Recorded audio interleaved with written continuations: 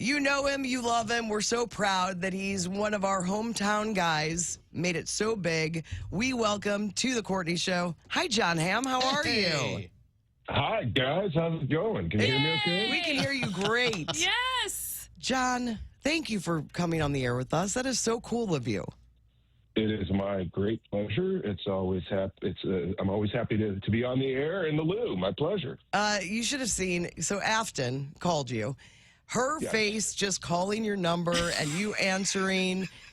I don't know if she's going to be able to recover from this. She's anxiety-ridden, Jon. I am such a huge fan of yours. I am currently rewatching Mad Men for probably the 4th time. And, Wow. I mean, we were just talking this morning, like, love you in Bridesmaids, and your character on 30 Rock is one of my all-time favorites. Just huge, huge fan here. Well, thanks, guys. That's very nice to hear. Obviously, it's been a long journey. That's to say the least. But it's nice. We are so proud of everything that you've done. So we're going to fawn over you just for a few minutes. If that's okay. Please. On away. Be my guest. Okay, so Bridesmaids to me, it used to be that my very favorite comedy was A Fish Called Wanda. And Okay. so in the past, like 10 to 15 years, Bridesmaids is pacing A Fish Called Wanda as my favorite comedy of all time. And your appearance in Bridesmaids, you were so good at it. I was bothered by you for a little while afterwards. Yeah, that was a fun one. I mean, it's funny that was 15 years ago when they brought the girls out on Academy Awards to present. They're like, it's been 15 years. They're like, wait, what? I know. That's impossible. But no, it came about because I got to know Kristen, Maya, and those gals from SNL, and then once I did, I realized Ellie Kemper who's a St. Louis gal. She was one of my students at Burroughs when I was teaching.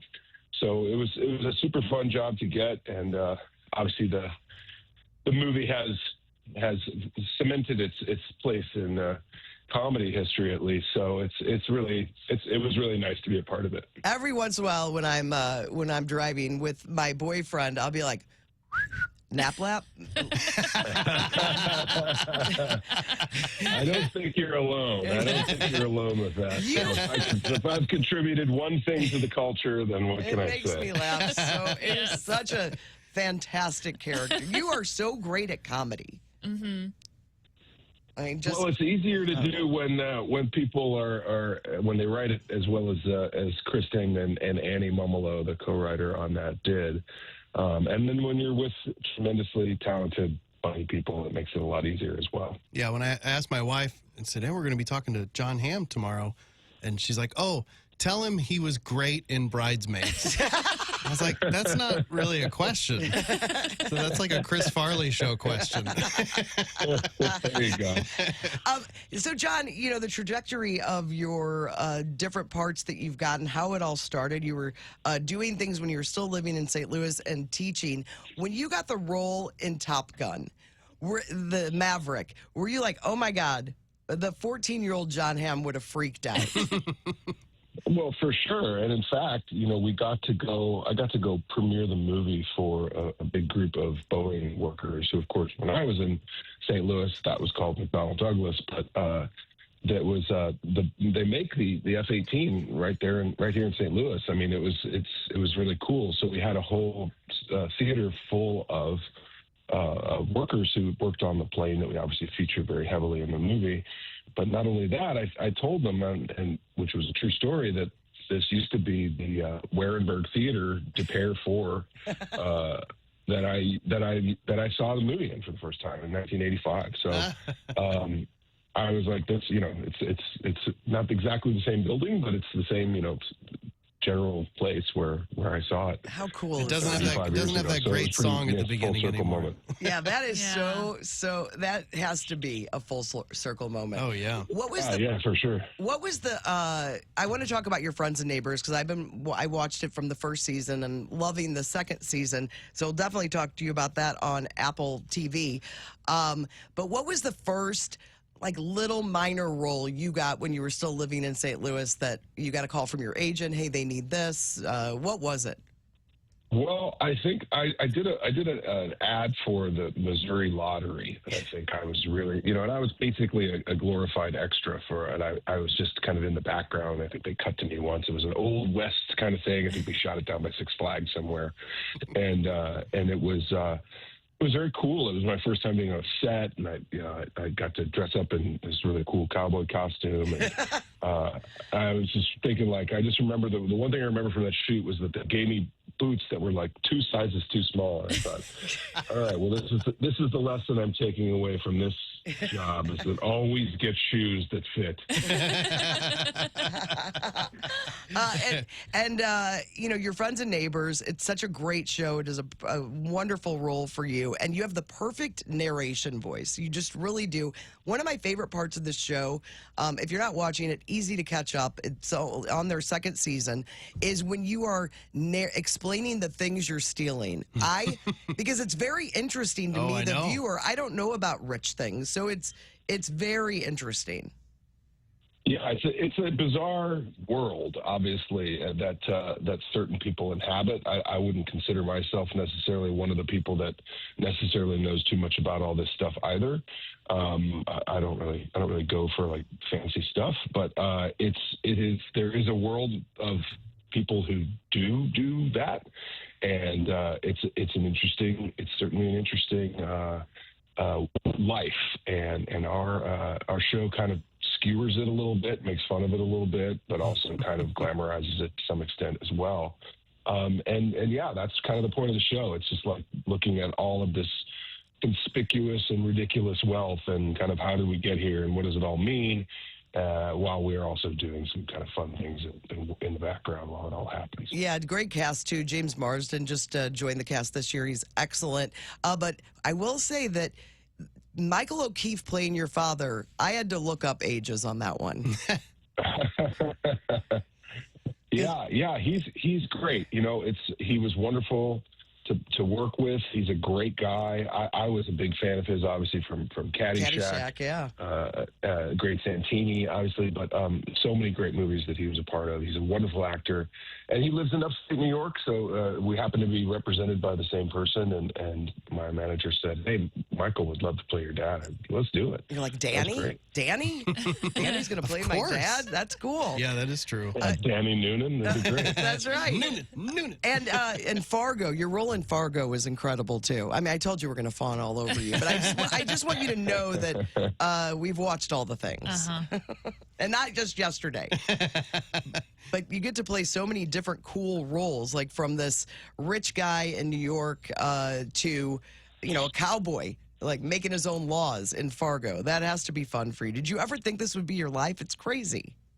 Well, I've said it before, but it's kind of like if you wanted to just do the same thing over and over again, it's not a great line of work to pick to be an actor. You could go work in a factory. There's a bunch of other things you could do. So I'm really fortunate to get to do what I do, and to get to do the pretty great range of things that I get to do as well. And yeah, that was the hope when I set off on this path after graduating from Mizzou and coming back to St. Louis and teaching and working in restaurants in St. Louis and trying to save up some money to attempt to do this was hopefully I'll get to do all the things and play all the fun parts, and hopefully people will continue to let me do that. And it's something like Fargo and getting to play a true bad guy, and having a guy like Noah Hawley, who's the writer of the show, really lean in and write that character so vividly, and be able to play that it's a real joy, So I'm still I'm 55 years old this year, so I'm still getting a pretty good choice of things to do, and and hopefully I'll have a couple more bites at the apple here as we keep getting. I don't want to say older. Sure. Careful. Does that sound right? I don't know. We just talked to Chris Pronger a few weeks ago. We had him on, and he was. I just finished his book. Yeah, it's so good. Yeah, because he has the book out, and he told a story. He did not tell it with us. I saw it later, and I was mad we didn't know about this. But he said back in the day because if you remember, I mean, I was very into the Blues at this point. We were so upset about Brendan Shanahan leaving. Then Chris Pronger came, and he'd say he go to this bar, and this bartender was really cool to him and really gave him great advice because he could see he was bummed out. First of all, was that bar Harry's? And he said you were the bartender there. Was it Harry's? It was not Harry's. It was Cardwell. So, it was no longer there anymore. It was Cardwell's and Clayton. Yeah. And all the guys, all the Blues used to come there because a lot of them used to live around Clayton and whatever. So they'd come after hours or whatever. So we'd take care of them. And I remember, Pronger was hard to miss. He's 6'6", and he's huge. And back then he was 19 years old. So of course he wasn't legally allowed to drink. But sometimes the Blues have their own ways. Rules. Canadian ID. And so he would just come in and sit at the end of the bar, and he was so bummed out, and he was so young, and he knew the whole town hated him because he got traded for Brendan Shanahan, and the whole town loved. And I just remember seeing this sad kid sitting at the end of the bar, and I just was like, "Look, buddy, this too shall pass. They'll get over it. All you got to do is kind of work hard, and this town will come to love you. I promise." And that's what ended up happening. And it was a reminder that because he got it hard. I mean, Mike Keenan came in and he was a real brunt of a lot of people's frustrations with that team. And Gretzky came in and all this, we had all this expectation, and it all fizzled out. But Pronger took so much of the brunt of that, and I just thought, you forget when you're a fan that these are just kids, and they're thousands of miles from home. Chris was from middle of nowhere, Ontario, or wherever he was from, and he's trying to find a dry cleaner, and he's trying to find friends, and he's trying to fit in, live his life, and so I was like, well, at the end of the day, maybe a couple of free Bud Lights will make this guy a little bit happier. Jeez. You were the definition of a bartender. You were giving it, you're giving the advice. Exactly. A shoulder to cry on. Exactly. John, I don't know if you know, but Nikki Glazer, she's a big star now. She's a big Yeah. Nikki's had a great run the last few years. Yeah, she's a great friend of the show, and we've really enjoyed watching her star really take off. And I'm just curious, I don't remember if she's even brought it up. Have you guys crossed paths Yeah, they yet? took a flight together or something. Was that it? Okay. We took a flight together. I can't remember where we were going, but we were on a plane together and had a nice nice time to 5 hours to sit and hang out and talk for some time. And I'd seen her around the way in LA at various events and stuff. And every time we see each other, it's always like, oh my God, St. Louis, and then we'll go down the line of things we remember from St. Louis, which is pretty typical. Yeah, she's great, and it couldn't happen to a nicer person, and she works so hard. I think she told me she moved back to St. Louis when the pandemic happened.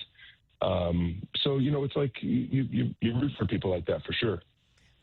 Okay, so we want to get into the St. Louis of Jon Hamm to end this interview, if you don't mind. So I'm just going to bring up some different kind of topics, questions. You tell us your answer. Okay, what was your first concert?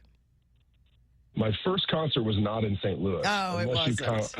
Unless you count going to the Muni. I do. For like sitting in the free seats for I think I went and saw Jesus Christ Superstar when I was 8. Okay, well, I'm not going to count that one, but I would count the Muni because my first concert was the Go-Go's at the Muni when they used to have concerts. Yes. I saw Neil Young at the Muni in the free seats. I saw Robert Plant at the Muni. when he had his solo album come out when I was in high school. I saw a lot of those, but I think my first concert was actually Dire Straits, and I saw it with my best friend John Simmons, Ted Simmons' son, in Milwaukee, Wisconsin, when Ted was playing for the Brewers when we were in 7th grade. And so that was pretty cool. That's a cool first concert. No very kidding. cool. Pretty good one. I didn't really know it at the time. I only knew like the MTV songs that they played. Yes. I wish I would have been a little more cognizant of it, but it was a great concert. Where were you? What mall were you spending your time shopping at? Well, that's a good question. Shopping, like if I had to go shopping, Or just hanging? You're hanging at the mall. Yeah, hanging definitely was Chesterfield Mall. But shopping and stuff, because I was a North Side kid. I lived in Normandy. So we forget there was the one that was up off of 270. Northwest The Plaza? movie theater. Northwest Plaza. And then the other one that's no longer there that was right off Lucas and Hunt. They had a famous bar and other stuff. Oh, my gosh. Northlands, I think it was called. Oh. But that was very early. That's a deep cut for some seriously old heads in St. Louis. Okay, yeah, well, that was the North Side's one. What was the go-to store? In the mall? Yeah, besides Famous Bar, Like but fashion. were you going to Chess King, Oak Tree? Well, I did buy a pair of parachute pants, I think, from Chess King. What was the one that was outside? Is that Colonel was that Days? Northwest Plaza? Was there a Colonel Days? No, it wasn't that. We would go to like the record store. I don't know. I can't remember if there was a Peaches there, but it was definitely like the record store or the very early beginnings of what now would be like a GameStop in the old days was just a place to go get your Atari video. Okay, what about pizza? What's your pizza spot? Well, pizza was always Emo's, but if there was like a going out to get pizza thing, like if the kids, some mom would take us all out, we would probably go to Ferrado's. Oh, nice. Yeah. Okay, local burger place. The place that's on, is it Carl's? Carl's, Is that ringing a bell? Yes, Carl's Drive-In. Got it. That place was great. What was a favorite spot on the landing? I mean, I didn't really go to the landing much. It was kind of too. I was gone by the time I was kind of old enough to go to the landing. Okay. If that makes any sense. It does. My sisters definitely went down to the landing a lot. To Mississippi Nights, of course. But then when I got back from college, I remember going to Sundeckers quite a lot. Yeah. Oh, yeah. That was kind of a cool hangout spot because they had a deck, they had an outside space, and for some reason that seemed like a good idea in St. Louis summertime, 98-degree humidity. One-man band. They had the big plastic cups. Yes. What about besides the Stanley Cup with the Blues, what is your favorite St. Louis sports moment? When the Cardinals won the World Series in 1982, I was 11 years old, and it was the coolest. I was at Game 7 when they won. Oh, wow. I just remember coming out of the game. I was a little kid. I mean, I was 11 years old, so I just remember coming out of the game. There were so many people there, obviously because the game had just ended, so all the people in the game were coming out, and people were honking, and everybody was playing Celebration, which was the Kool and the Gang song. That was like awesome. the theme song of the year.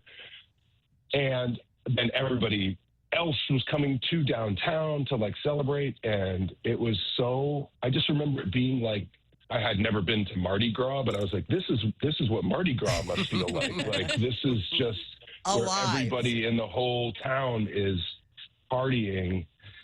And I was 11 years old. I didn't know what partying was, but it just seemed like that's what you do when the baseball team wins the World Series. Everybody comes out and honks their horn, and every radio station was playing Celebration.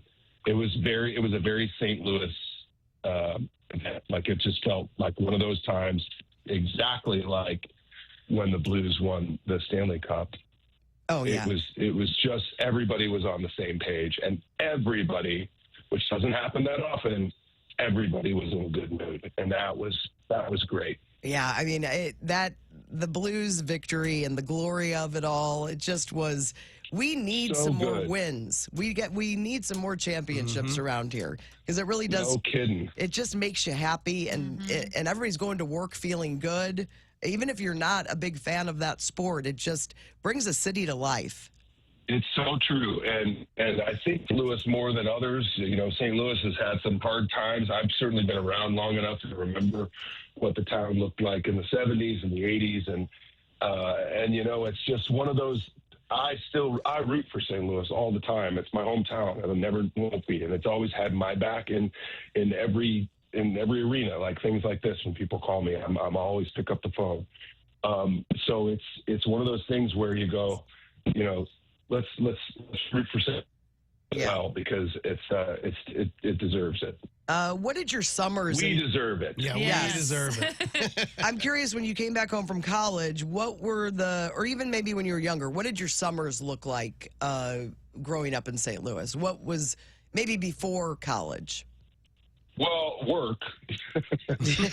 I was one of those lucky kids who had to work all summer, whether it was mowing lawns or doing chores or errands or whatever. I didn't get to go to like camp or anything fun like that. I didn't either.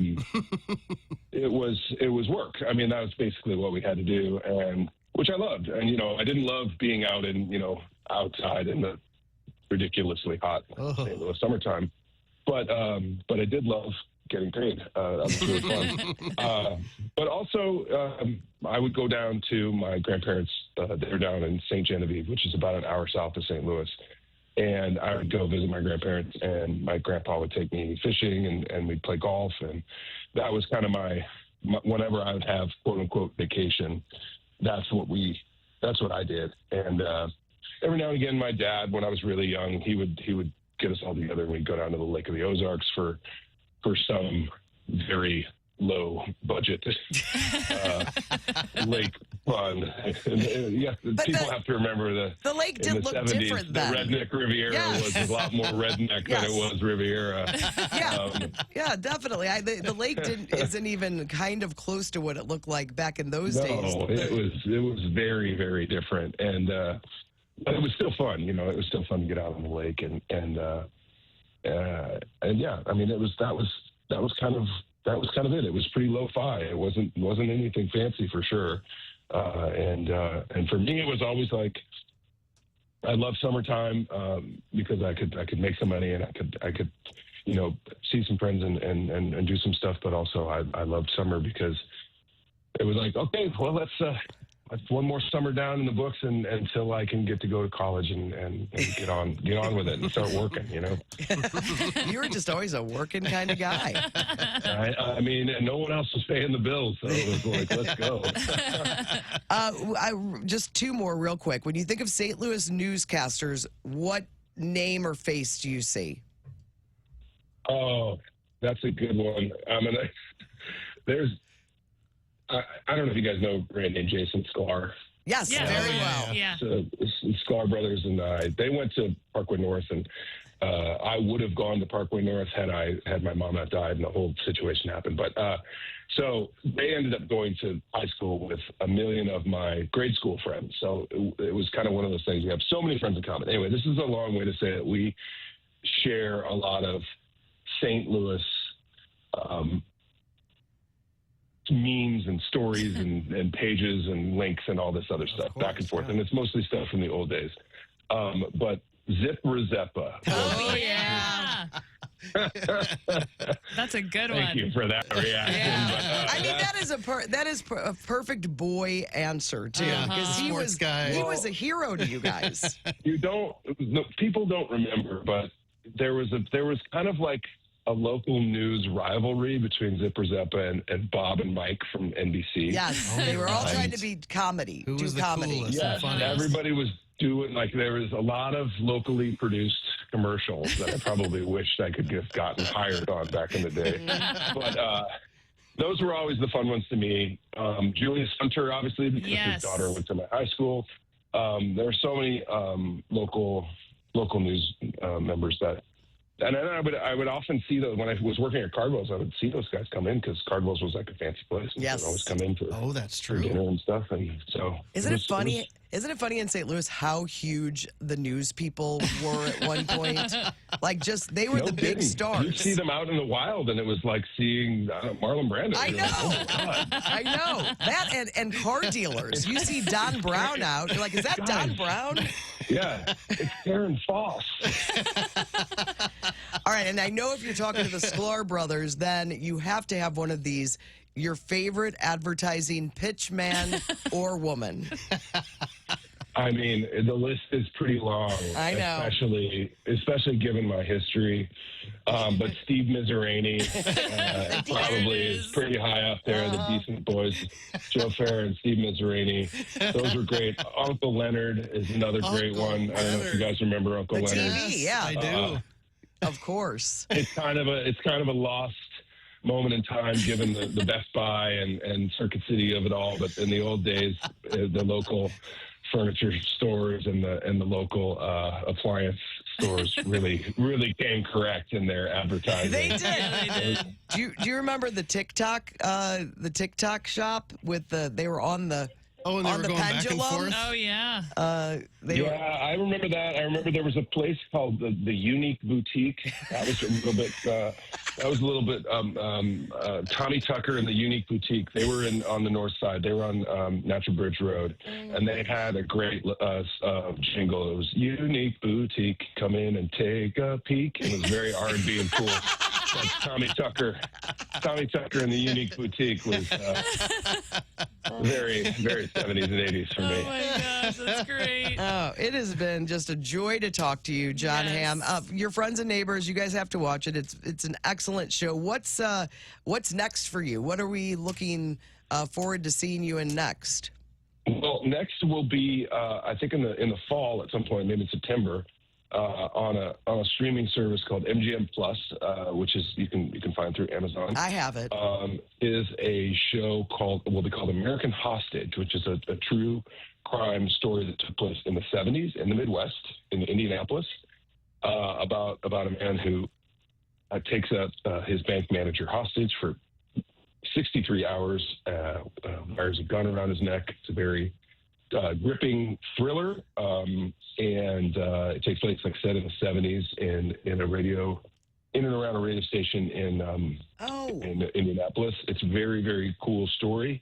So that'll come out in the fall, and then we'll see. I don't have anything kind of waiting in the wings any further down the line than that, other than we're shooting Friends and Neighbors season 3, so that'll come out at some point. I'm excited. It's so good. Great. Amanda Peet is just one of my Isn't very. she the best? She yeah, is. she's great. Nobody can do that unhinged anger like her. She, She enjoys it. yeah. Well, I'm excited about everything that you've got coming up. I do want to ask you, what do you think about the Cardinals this year? What an unexpected They're surprise. fun. I mean, Yeah. I remember saying to somebody during some interview somewhere that, the great thing about the beginning of the baseball season, because the baseball season is so long, is that it represents pure potential. Like, you never know. It's the beginning. It's what's great about baseball. The spring comes and you go, we'll see. And I said, with the Cardinals this year, they could either be great because they're all young and they're all good players. We know that, but you never know until they call play ball. So it's been a really wonderful thing to watch. Everybody has been performing. I watched a few games. They've been on like Sunday Night Baseball and stuff. And it's nice that the Cardinals and the Cubs are both good. So I hope we'll have some good rivalry games over the course of the summer. Well, it's been just such a pleasure. Thank you so much for picking up the phone when Afton called Yes, you. thank you. I was so nervous. Well, it's my pleasure. I look forward to talking to you again. Maybe once American Hostage comes out, or in the fall or something, we can talk baseball and hopefully World Series plans. Yeah, amen. Would Yeah. love that. Jon Hamm, thank you so much for being a part of the show today. Watch your Friends and Neighbors on Apple TV. Thank you so much. Have a great day. Have a bitchin' summer. Guys, have a great rest of your week. All right, thanks so much. It's the Courtney Show on The Arch.